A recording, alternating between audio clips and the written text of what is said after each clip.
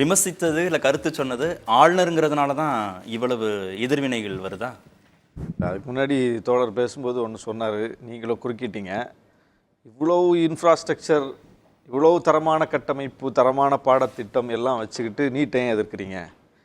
நீட்டை எதிர்கொள்வதற்கு எங்கள் மாணவர்கள் அஞ்சுகிறார்கள், எங்கள் மாணவர்களுக்கு திறமை இல்லை, போனால் தோற்று போயிடுவாங்க என்பதற்காக நாங்கள் எதிர்க்கவில்லை.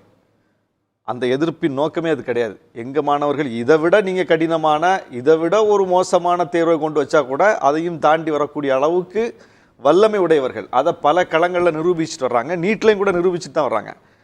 நாங்கள் எதிர்ப்பது கன்கரண்ட் லிஸ்ட்டில் இருக்கக்கூடிய கல்வி தொடர்பாக, ஒத்திசைவு பட்டியலில் இருக்கக்கூடிய கல்வி தொடர்பாக எங்களுடைய ஒத்திசைவு இல்லாமலேயே, எங்களுடைய இசைவை நாங்கள் தெரிவிக்காமலேயே, எங்களுடைய எதிர்ப்பை தெரிவித்த போதே நீங்கள் மட்டும் எப்படி முடிவெடுக்கிறீங்க, நீங்கள் எப்படி அதில் ஆர்டர் போடுறீங்க என்பது தான் அதில் முக்கியமான கேள்வி. மாநில பாடத்திட்டம் இருக்கும்போது அந்த மாநில பாடத்திட்டத்தையே முற்றிலுமாக ஒழித்து கட்டக்கூடிய வகையில் நாங்கள் 1ஆம் வகுப்பில் இருந்து 10ஆம் வகுப்பு 12ஆம் வகுப்பு இப்போ உயர்கல்வி படிப்பதற்கும் மாணவிகளுக்கும் மாதம் 1000 கொடுத்துக்கிட்டு இருக்கோம். நீங்கள் கோச்சிங் சென்டர் நடுவில் கொண்டு புகுத்தி கட்டணமில்லா கல்வி முறையை கட்டண கல்வி முறையை மாற்றுறீங்களே, அதை எப்படி ஏற்க முடியும்னு கேட்குறோம். அப்போ அதனுடைய நோக்கமே வேற, நீட் எதிர்ப்பின் அடிப்படையே வேற என்பது தான் நம்ம பார்க்கணும். இல்லை, மத்திய அரசும் மக்களால் தேர்ந்தெடுக்கப்பட்ட அரசு, மாநில அரசும் மக்களால் தேர்ந்தெடுக்கப்பட்ட அரசு, ஏன் தேசிய கல்விக் கொள்கையை மாநில அரசு ஏற்றுக்கலன்னு மக்களுக்கு ஒரு தெளிவு வேணும்ல, ஏன் ஏற்றுக்க முடியல? அதாவதுங்க, இந்திய அளவில் ஒரு புதிய கல்விக் கொள்கையை கொண்டு எல்லா மாநிலங்களுக்கும் கடைபிடிக்கணும்னு நீங்கள் வடிவமைக்கிறீங்க. அப்போ இந்திய அளவில் எக்ஸிஸ்டிங்கில் கல்வியில் எந்த மாநிலம் சிறந்து விளங்குது அப்படின்னு பார்க்கணும்ல. ஒரு புதிய கல்விக் கொள்கையை வடிவமைப்பதற்கான நோக்கம் என்ன? இந்தியா முழுமைக்கும் ஒரு நல்ல தரமான கல்வி வரணுங்கிறது தானே, ஒரு தரமான கட்டமைப்பு வரணுங்கிறது தானே, எதிர்கால தலைமுறை நல்லா படித்து உயர்ந்த விழுக்காடை எட்டணுங்கிறது தானே அதனுடைய நோக்கம். அதுதான் உங்களின் நோக்கம்னா நீங்கள் என்ன செய்யணும்? புதிய கல்விக் கொள்கை வடிவமைப்பதற்கு முன்னாடி இந்தியா ஃபுல்லாக பயணம் பண்ணணும்ல. இந்தியா பூரா மாநிலங்களில் கல்வி எப்படி இருக்குன்னு பார்க்கணும்ல, கல்வி கட்டமைப்பு எப்படி இருக்குன்னு பார்க்கணும்ல. அப்படி நீங்கள் பார்த்தால் நீங்கள் என்ன செய்திருப்பீங்க? இந்தியா முழுவதும் பயணம் பண்ணி தமிழ்நாட்டுக்கு வந்திருப்பீங்க. என்ன இப்படி மற்ற மாநிலங்களில் இல்லாத சிறப்பு இங்கே இருக்குது? மற்ற மாநிலங்கள் பாதியில் தத்திக்கிட்டு கிடக்கிறாங்க, இவங்க அதை விட டபுள் மடங்கு போயிருக்காங்க உயர்கல்வி விழுக்காட்டில். எப்படி இங்கே எப்படி இவ்வளோ பெரிய அரசு கட்டமைப்பு உருவாக்க முடியுது? இவங்களால் எப்படி மதிய உணவு கொடுக்க முடியுது? இவங்களால் எப்படி காலை உணவு கொடுக்க முடியுது? இவங்களால் எப்படி நோட்டு புக் கொடுக்க முடியுது? இவங்களால் எப்படி காலனி கொடுக்க முடியுது? இவங்களால் எப்படி சீருடை கொடுக்க முடியுது? இவங்களால் எப்படி எல்லா ஸ்கீமையும் போட முடியுது? நுழைவுத் தேர்வு இல்லாமல் கல்வியை கொடுக்க முடியுது? இப்போ எப்படி இவங்களுக்கு தமிழ் வழி கல்விக்கு முன்னுரிமை கொடுக்க முடியுது? எப்படி அரசு பள்ளிக்கு இடஒதுக்கீடு கொடுக்க முடியுது? பாருங்க. இல்லை, எல்லாத்தையும் தேசிய கல்விக் கொள்கையிலேருந்து எடுத்துருக்காங்கன்னு திரு ஸ்ரீகாந்த். தேசிய கல்விக் கொள்கை இப்போதானே வடிவமைச்சிட்டு இருக்கீங்க. அதான் நான் சொன்னேன்ல, 2030 50 விழுக்காடு GR எட்ட போறேன்னு எழுதி வச்சிருக்கிற தேசிய கல்விக் கொள்கையை எடுத்தா நாங்கள் ஏற்கனவே எட்டிட்டோம் 50 விழுக்காட்டை. நீங்கள் இன்னும் 10 வருஷம் கழிச்சு தானே எட்ட போறீங்க. எட்ட போறதா சொல்றீங்க, எட்டுவீங்களான்னு தெரியாது. நீங்க வச்சுட்டு இருக்க கல்விக் கொள்கையெல்லாம் பார்த்தா அதெல்லாம் எட்ட முடியாது. நாங்கள் வச்சுக்கிட்டு இருக்க கல்விக் கொள்கையை பார்த்தா நீங்கள் எப்போதும் எட்டிருப்பீங்க. அப்போ உங்களை பார்த்து நாங்கள் ஏங்க காப்பி அடிக்க போறோம்?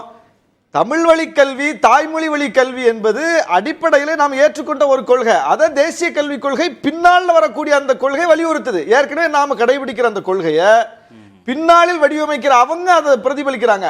அப்ப நம்மள்கிட்ட இருக்கக்கூடியது அவங்க பிரதிபலிக்கிறாங்களா, அவங்கள்ட்ட இருக்கிறது நம்ம பிரதிபலிக்கிறோமா? என்ன அநியாயமா இருக்குது? ஏற்கனவே அது இங்க எக்ஸிஸ்டிங்ல இருக்குது ஒரு கொள்கை.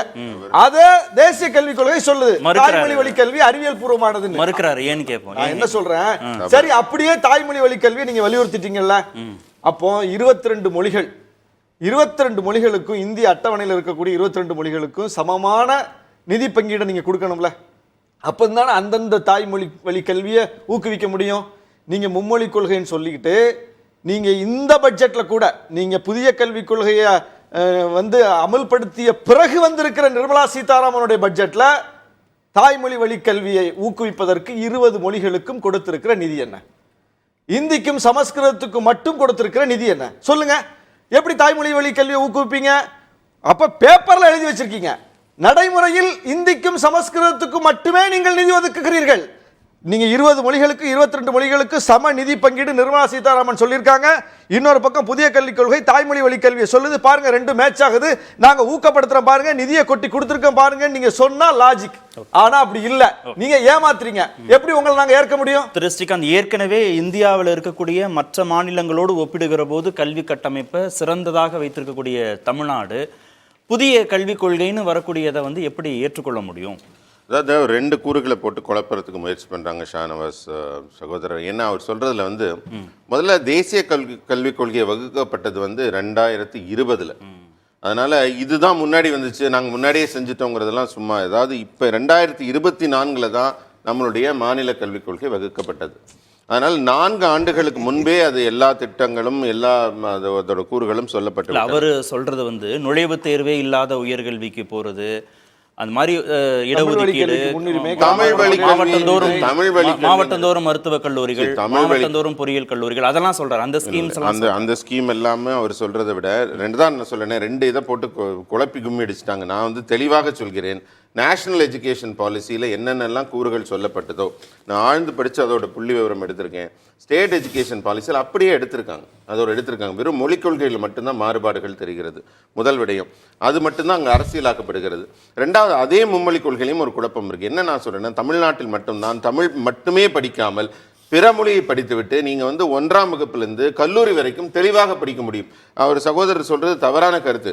நம்ம இன்னும் சொல்ல போனால் வந்து 96 கலைஞர் அவர்கள் வந்து ஒரு கொண்டாந்தார், ஆட்சிக்கு வந்தோடனே தமிழ் வழியில் தான் பள்ளிகளில் வந்து சொல்லித்தரணும் அப்படின்னு ஒரு அரசாணை, இப்போ சட்டம் கொண்டு வரல. அவர் ஆட்சியில் இருந்தால் கூட சட்டமாக்காமல் வெறும் அரசாணை மட்டும் போட்டாங்க.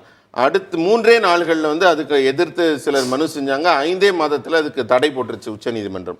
தமிழ் என்று உரத்த குரலில் கூவிக்கொண்டிருக்கும் நம்ம திராவிட கட்சிகளும் அதோட துணை கட்சிகளும் 25 ஆண்டுகளாக அந்த தீர்ப்பை எதிர்த்து இன்னும் முறையீடு கூட செய்யலை. அப்போனா அவங்களுக்கு தமிழுக்கு ஒரு தடை வந்தால் அப்பா நிம்மதிப்பா, இப்போ கோர்ட்டு தான் தடுத்துருச்சு, நம்ம தடுக்கலன்னு அமைதியாக உட்காந்துட்டாங்க. இப்போ ஆனால் அதுக்கு பதிலாக பார்த்தீங்கன்னா இந்த ஸ்டேட் எஜுகேஷன் பாலிசியில் என்னென்ன போட்டிருக்காங்கன்னு நான் சொல்லவா. அதாவது உருது பள்ளிகள் மிகவும் தேவைப்படுகிறது. அப்போ ஹிந்திக்கும் உருதுக்கும் என்ன வேறுபாடு இருக்கு? இவங்க இருமொழி கொள்கையில் என்ன சொல்றாங்க, ஹிந்தி வந்து தமிழ் அழிச்சிருங்கிறாங்க. ஆனா இன்னும் கூடுதலான உருது பள்ளிகள் உருவாக்கப்பட வேண்டும்னு அதுல ஒரு கூறு இருக்கு. சிறுபான்மைக்குன்னு சொல்லி செய்யறாங்க. அப்ப அவங்களோட அரசியல் நோக்கம் உள்ள தெரியுது. ரெண்டாவது, இன்னொரு அதுல ஸ்டேட் எஜுகேஷன் பாலிசியில் என்ன சொல்றாங்க, மதர்சாக்களில் சொல்லித்தரக்கூடிய பட்டய படிப்புகள் எல்லாமே பேங்க் வேலைக்கும் இராணுவ பணிகளுக்கும் அங்கீகாரம் அளிக்கப்பட வேண்டும் அப்படிங்கிற அளவுக்கு கொண்டு வராங்க. அதாவது அந்த கல்வியில் என்ன சொல்லித்தராங்கிற நமக்கே ஒரு தெளிவில்லாமல் அரசோட பாடத்திட்டங்கள் அங்கே அமல்படுத்தப்படாத நிலையில் இந்த ஸ்டேட் எஜுகேஷன் பாலிசி என்ன இருக்குன்னா, வாக்கு வங்கியை முன்னிறுத்தி அந்த மாதிரி தான் அவங்க கொண்டு போகிறாங்க. அதே மாதிரி இன்னொன்று பார்த்தீங்கன்னா, ப்ரைவேட் ஸ்கூலில் எல்லாமே வந்து ஒரு புதிய சித்தாந்தம் உருவாக்குறாங்க. பேரண்ட் டீச்சர் மாதிரி ஸ்கூல் மேனேஜ்மெண்ட் கமிட்டின்னு ஒன்று போடலாங்கிறாங்க.